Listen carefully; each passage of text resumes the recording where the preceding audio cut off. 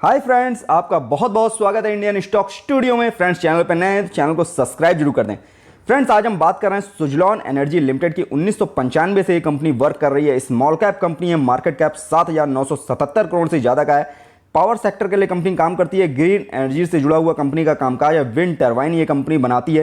Company का जो 52 week का हाई बना हुआ है वो 13 रुपये 10 पैसे का बना हुआ है। जो 52 वीक का लो बना हुआ है वो 5 रुपये 70 पैसे का बना हुआ है। स्टॉक प्राइस प्रेजेंट में 8 रुपये 26 पैसे के आसपास रन कर रहा है। आज मार्केट में खुलते ही इसमें स्टॉक में तेजी देखने को मिली है। करीब 13 पैसे के आसपास इसका स्टॉक अपर की ओर चलता हुआ दिख रहा है और उम्मीद है कि ये स्टॉक आज पॉजिटिव में ही क्लोजिंग देता हुआ दिखेगा।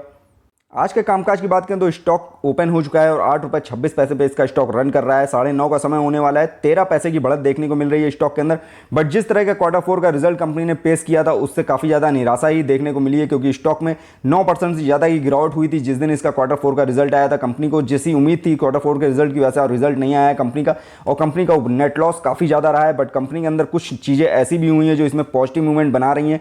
बट इसमें अगर लॉन्ग टर्म का नजरिया रखेंगे तो ही आपको प्रॉफिट गेन होता हुआ दिखेगा। शॉर्ट टर्म में अभी बहुत अच्छे रिटर्न्स आते हुए नहीं दिख रहे हैं।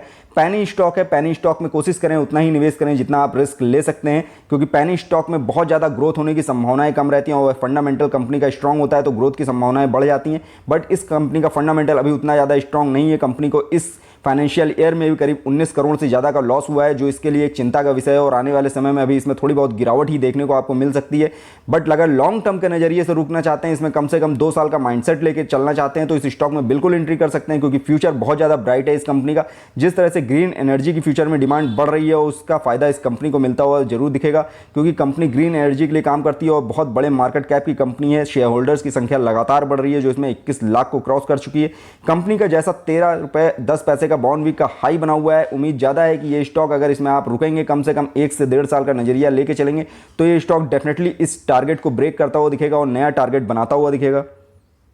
कंपनी के अगर मार्च क्वार्टर के रिजल्ट की बात करें तो जिस दिन मार्च क्वार्टर का रिजल्ट आया था इसमें बहुत ज़्यादा गिरावट देखने को मिली थी। 9% से ज़्यादा स्टॉक टूट गया था, क्योंकि जैसे रिजल्ट की उम्मीद की गई थी वैसा रिजल्ट बिल्कुल नहीं आया था। इसके उलट इसका रिजल्ट आया था, यानी निगेटिव में रिजल्ट आया था। कंपनी को बहुत ज़्यादा नेट लॉस हुआ था।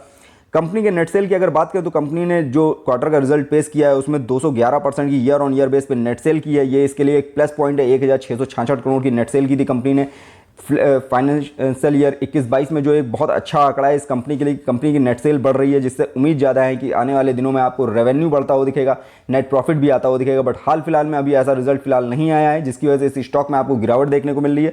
बट आने वाला समय फ्यूचर जो है वो ग्रीन एनर्जी का ही है, तो ग्रीन एनर्जी की जितनी भी कंपनियां उनमें आपको ग्रोथ होती हुई दिखेगी जरूर। कंपनी के क्वार्टर के रिजल्ट की बात करें तो कंपनी का जो रेवेन्यू निकल के आया था 1,666 करोड़ का था। नेट प्रॉफिट लॉस में था, 307 करोड़ का कंपनी को घाटा हुआ था। अर्निंग पर शेयर भी माइनस में थी, -34 पैसे पर शेयर कंपनी को घाटा हुआ था। फाइनेंशियल 21-22 का ओवरऑल रिजल्ट की बात करेंगे तो 4,040 करोड़ का रेवेन्यू कंपनी ने कमाया था। नेट प्रॉफिट 912 करोड़ का लॉस में था। अर्निंग पर शेयर 1 रुपये 2 पैसे माइनस पर शेयर थी, यानी कंपनी का घाटा देखेंगे तो लगातार बढ़ रहा है और कंपनी का घाटा इस समय 912 करोड़ से ज़्यादा का हो गया था इस क्वार्टर में।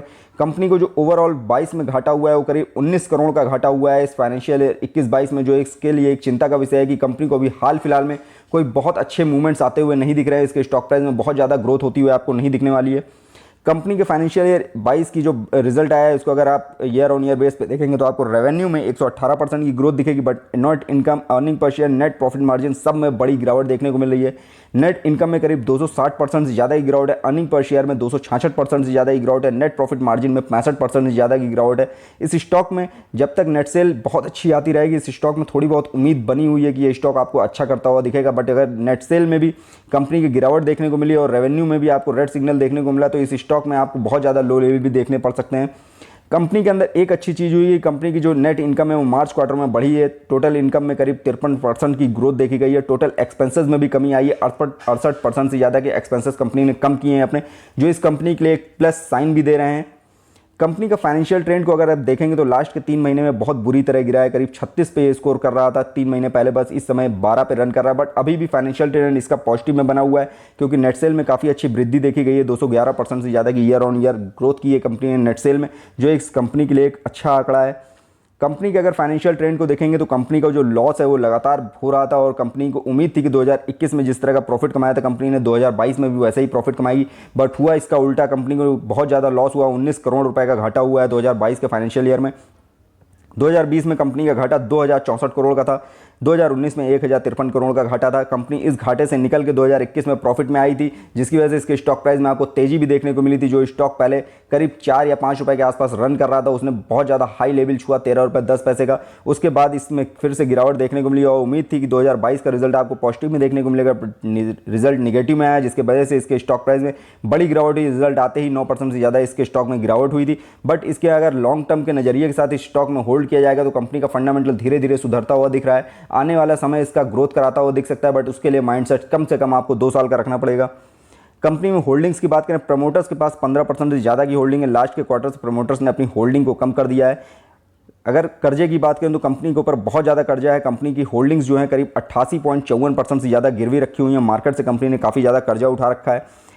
एफआईज की निवेश की बात करें तो 8.7% एफआईज का निवेश है। डीआईज के पास 10.38% की होल्डिंग है। म्यूचुअल फंड्स के पास 0.5% की होल्डिंग है। अदर रिटेल इन्वेस्टर्स की बात करें तो करीब 65% की होल्डिंग अदर रिटेल इन्वेस्टर्स के पास है, यानी ज़्यादातर होल्डिंग रिटेल इन्वेस्टर्स के पास ही है इस स्टॉक के अंदर।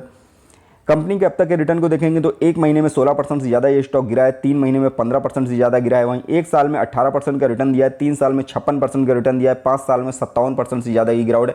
यानी जिसने 1 साल और 3 साल इसमें होल्ड किया उसको अच्छा रिटर्न मिला है। लॉन्ग टर्म के हिसाब से अगर इस स्टॉक में रुका जाएगा तो अच्छे रिटर्न आ सकते हैं, बट शॉर्ट टर्म का नजरिया है तो इस स्टॉक में अभी कोई बेहतरीन रिजल्ट आते हुए नहीं दिख रहे हैं। उल्टा इस स्टॉक में अभी रिस्क ही बना हुआ है, क्योंकि कंपनी का जिस हिसाब से फंडामेंटल इस समय अभी गिर रहा है, फंडामेंटल बेकार हो रहा है, उसकी वजह से इस स्टॉक में आपको गिरावट भी देखने को मिल सकती है।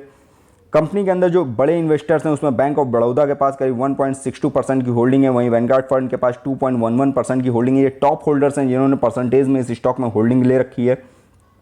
कंपनी के पीवेट लेवल की बात करें, स्टार्टिंग के फर्स्ट टारगेट्स क्या हैं, सपोर्टिंग टारगेट क्या है, तो पहला टारगेट इसका 8 रुपये 35 पैसे का है, दूसरा 8 रुपये 50 पैसे का है, तीसरा 8 रुपये 85 पैसे का है। हालांकि जिस तरह से अभी पॉजिटिव मूवमेंट बना हुआ है, ये स्टॉक 8 रुपये 26 पैसे पर रन कर रहा है। अगर सब कुछ सही रहा इस स्टॉक में, आज के दिन में बिकवाली का दौर नहीं देखने को मिला, तो आपको उम्मीद है कि पहला लेवल ब्रेक होता हुआ दिख सकता है। सपोर्टिंग टारगेट जो है, पहला सपोर्ट इसको 8 रुपये का मिला हुआ है, दूसरा 7 रुपये 80 पैसे का है, तीसरा 7 रुपये 45 पैसे का। हालांकि अभी तक इस स्टॉक ने अपने 8 रुपये के लेवल को ब्रेक नहीं किया, और 8 रुपये का लेवल ब्रेक करके अगर ये बहुत ज़्यादा नीचे आता है तो ये स्टॉक में आपको बड़ी गिरावट भी देखने को मिल सकती है, क्योंकि 8 रुपए के लेवल पे इसको बहुत ही मजबूत सपोर्ट मिला हुआ है। अगर ये स्टॉक 8 रुपए का लेवल ब्रेक करेगा तो ये स्टॉक आपको 7 रुपये 45 पैसे से नीचे भी जाता हुआ दिख सकता है। बट अगर ये जितना ज़्यादा स्टॉक डीप में मिलेगा, लॉन्ग टर्म का माइंडसेट रखना चाहते हैं, लॉन्ग टर्म के लिए रुकना चाहते हैं इस स्टॉक में, तो बिल्कुल निवेश कर सकते हैं, क्योंकि पावर सेक्टर से जुड़ी हुई कंपनी है, ग्रीन एनर्जी के लिए कंपनी काम करती है। विंड टर्बाइन बनाने वाली भारत की बहुत बड़ी कंपनी है, तो इसकी स्टॉक प्राइस में आपको बूम देखने को मिल सकता है, बट माइंडसेट उसके लिए आपको लंबा ही रखना पड़ेगा। शॉर्ट टर्म में अभी बहुत अच्छे रिजल्ट आते हुए इस स्टॉक के अंदर नहीं दिख रहे हैं। कम्युनिटी सेंटीमेंट की बात करें तो 76% बाय कॉल है, 24% सेल कॉल है, 0% होल्ड कॉल है। यानी जिस तरह से मार्केट में इस समय गिरावट का माहौल जारी है, उस हिसाब से इस स्टॉक में एंट्री करना काफ़ी ज़्यादा फायदेमंद हो सकता है, बट लॉन्ग टर्म के माइंडसेट के साथ ही एंट्री करिए। 76% बाय कॉल निकल के आ रही है, क्योंकि जो इसका हाई 13 रुपये 10 पैसे बना है उससे काफ़ी ज़्यादा नीचे लो लेवल पे स्टॉक अंदर अगर एंट्री लेवल की बात करें तो ग्रीन सिग्नल देखने को मिल रहा है, यानी इस लेवल पे निवेश करना फायदेमंद हो सकता है, बट नजरिया लॉन्ग टर्म का ही रखना पड़ेगा। शॉर्ट टर्म के लिए अभी बहुत अच्छे टारगेट्स निकल के नहीं आ रहे हैं। नो रेड फ्लैग, कंपनी में किसी तरह का रेड फ्लैग नहीं है, कंपनी किसी भी तरह के एएसएम या जीएसएम लिस्ट में नहीं है, बट प्रमोटर्स की होल्डिंग बहुत ज़्यादा गिरवी रखी है। इस स्टॉक के अंदर 88% से ज़्यादा प्रमोटर्स की होल्डिंग गिरवी रखी है, जो एक बहुत चिंता का विषय है इस स्टॉक के अंदर। कंपनी के रिटर्न को एफडी से कंपेयर करेंगे तो एफडी से रिटर्न अच्छा ही है इस समय स्टॉक का, क्योंकि 18% का रिटर्न कंपनी ने 1 साल के अंदर दिया है, और एफडी का रिटर्न केवल 8 या 9% के आसपास ही निकल के आता है। डिविडेंड कंपनी किसी तरह का ऑफर नहीं करती है, क्योंकि कंपनी लॉस मेकिंग है, कंपनी प्रॉफिट मेकिंग अभी नहीं है। कंपनी के रिजल्ट क्वार्टर्स के भी निगेटिव में आ रहे हैं, ईयर ऑन ईयर बेस पे भी कंपनी को बहुत ज़्यादा घाटा हो रहा है, जिसकी वजह से कंपनी डिविडेंड प्रोवाइड करती हुई फिलहाल नहीं दिख रही है। फ्रेंड्स, ये वीडियो मैंने सिर्फ आपकी नॉलेज पर्पस से बनाया है। किसी भी तरह का निवेश करने से पहले अपने फाइनेंशियल एडवाइजर की सलाह जरूर ले लें। फ्रेंड्स, वीडियो पसंद आए तो लाइक कमेंट करके जरूर बताइएगा। फ्रेंड्स, वीडियो देखने के लिए बहुत बहुत धन्यवाद।